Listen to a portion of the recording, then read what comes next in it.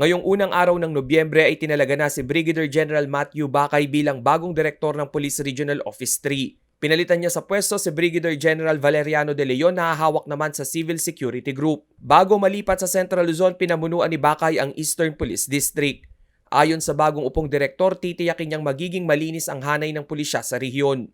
Mabilis tayong magbibigay ng mga kandipala sa mga gumagawa ng mabuti, pero magiging marahas tayo sa mga kasama natin still nasa paggawa ng hindi maganda tulad sa bigay ng illegal drugs. Isinusulong niya rin ang Peaceful Community Campaign na magsisigurong ligtas ang mamamayan at namumuhunan sa gitnang Luzon. Pangako natin sa sworn duty na mapatahimik ang mga pamayanan mula sa barangay level hanggang sa syudad para sa ating mga mamamayan. Higit 12,000 ang puwersa ng pulisya sa Central Luzon na kabilang sa mga nangunguna upang bantayan ang mga checkpoint at galaw ng tao lalo na ngayong panahon ng pandemya.